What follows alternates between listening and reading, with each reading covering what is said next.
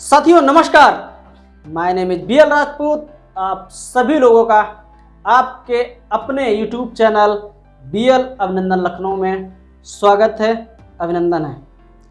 साथियों, आप सभी लोगों को ज्ञात है कि हम लोग बात कर रहे हैं इस समय नेटवर्क मार्केटिंग में महान सफलता के 11 स्तंभ।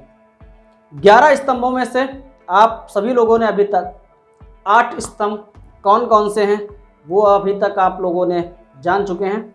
यदि आप लोग अभी वो स्तंभ नहीं जाने हैं तो उनके लिंक्स आपको डिस्क्रिप्शन में मिल जाएंगे और एक बार उन स्तंभों को ज़रूर स्टडी करें। तो साथियों, आज हम बात करेंगे स्तंभ नंबर 9 यानी कि 9।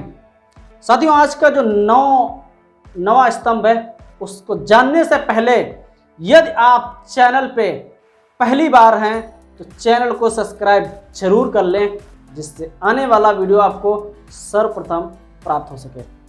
अब हम बात करते हैं जो अगला शक्तिशाली स्तंभ है वो है आपका अकाउंटेबिलिटी यानी कि जवाबदेही। साथियों, नेटवर्क मार्केटिंग में ये बहुत शक्तिशाली स्तंभ माना जाता है। साथियों, अगर अकाउंटेबिलिटी जवाबदेही की बात करेंगे तो इसको एक रूप में कह सकते हैं ईमानदारी। साथियों, नेटवर्क मार्केटिंग में आप कहेंगे जवाबदेही या ईमानदारी की क्या ज़रूरत है। साथियों, बिना ईमानदारी के व्यवसाय को आगे बढ़ाना इम्पॉसिबल है। जब हम जवाबदेही की बात करते हैं, ईमानदारी की बात करते हैं, तो जब ईमानदारी की बात करते हैं तो सबसे पहला आता है कि हम अपने जो आर्थिक मामले होते हैं, इस व्यवसाय के जो आर्थिक पहलू होते हैं उनमें ईमानदारी रखना बहुत ही ज़रूरी होता है। साथियों, अब हम आर्थिक मामले की बात करेंगे। आर्थिक मामले जो भी आपके टीम में आपस के लेन देन में होते हैं, वो चाहे आप कह सकते हैं उनमें 100% ईमानदारी होनी चाहिए, पारदर्शिता होनी चाहिए। क्योंकि साथियों, इस नेटवर्क मार्केटिंग में पारदर्शिता के बिना आप आगे ऊंचाइयों तक पहुंचना असंभव कार्य माना जाता है।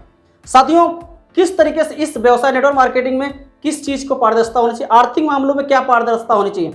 साथियों, जैसे आपके प्रोडक्ट उत्पाद के लेन देन का हो, या साथियों अगर हम जो छोटे मोटे कार्यक्रम होते हैं, छोटे या बड़े जो भी कार्यक्रम होते हैं, आपके मीटिंग्स का आयोजन या जो भी सेमिनार का आयोजन होता है, उनमें जो टिकट का लेन देन होता है उनमें पारदर्शिता होनी चाहिए।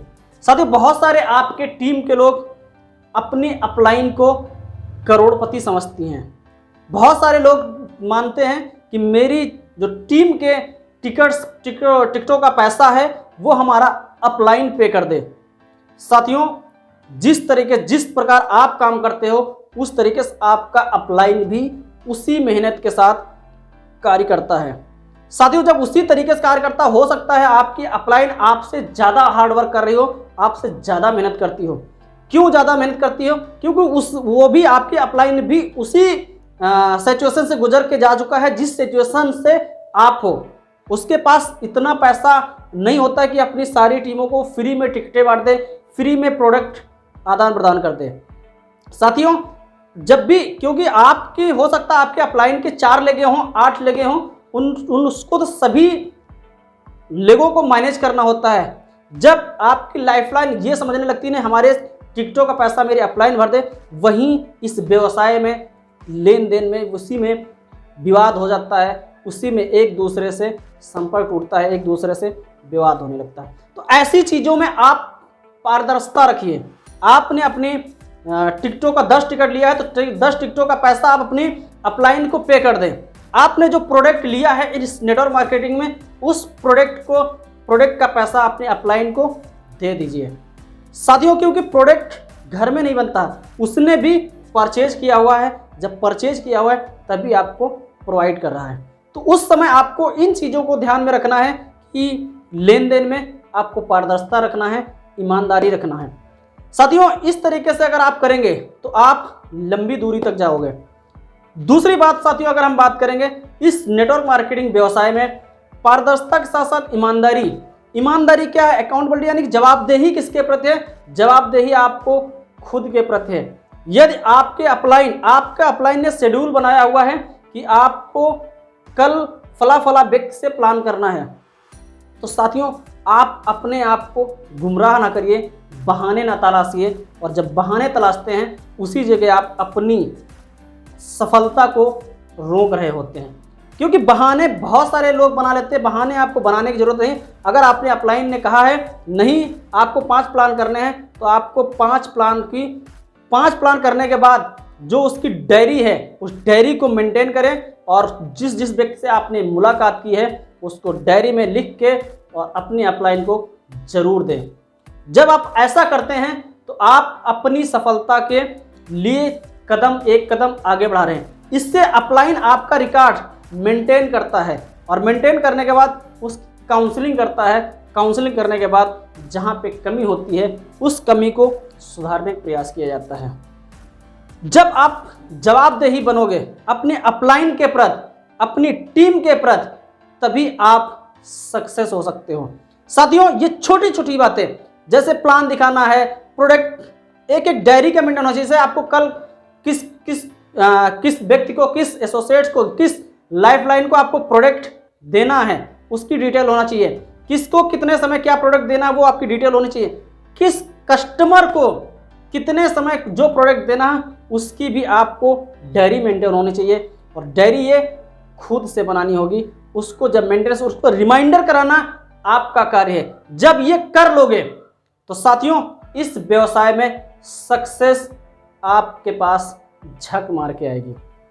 तो साथियों, जवाबदेही किसके प्रति बनना है? खुद के प्रति बनने हैं। जब आप खुद के प्रति जवाबदेही बनोगे, जब इस व्यवसाय में खुद के प्रति जवाबदेही, अगर मुझे कल प्लान करना है तो करना है, नो डाउट, किसी से कुछ नहीं करना है, मुझे प्लान देना है तो देना है। क्योंकि हो सकता है आपकी अपलाइन आपसे ना कहे, पर अपने आप से उस दिन पूछिए मैंने आज क्या किया है।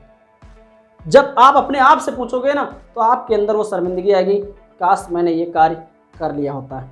तो इस नेटवर्क मार्केटिंग में जो आपका नवा स्तंभ है, शक्तिशाली स्तंभ, जवाबदेही, अकाउंटेबिलिटी, ईमानदारी। साथियों, इस व्यवसाय का ये बहुत महत्वपूर्ण संबंध है। आर्थिक मामलों में आपको पारदर्शिता, ईमानदारी बरतना ही सर्वोपरि होना चाहिए। और जब, क्योंकि बहुत सारे विवाद जो होते हैं वो आर्थिक मामलों को लेके ही होते हैं, अपलाइन लाइफलाइन के बीच में।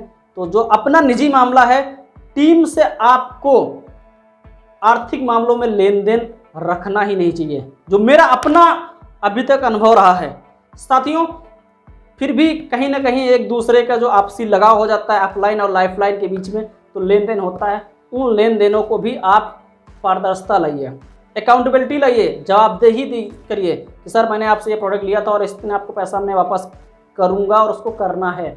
जब ये चीज़ें अपने अंदर ले आओगे तो साथियों आप ऊंचाइयों तक जरूर जाओगे। तो साथियों, वीडियो पसंद आए तो लाइक करिएगा, शेयर करिएगा।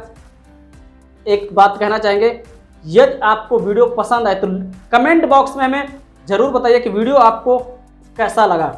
तो साथियों, यूं ही सीखते रहिए, आगे बढ़ते रहिए। जय हिंद, जय भारत।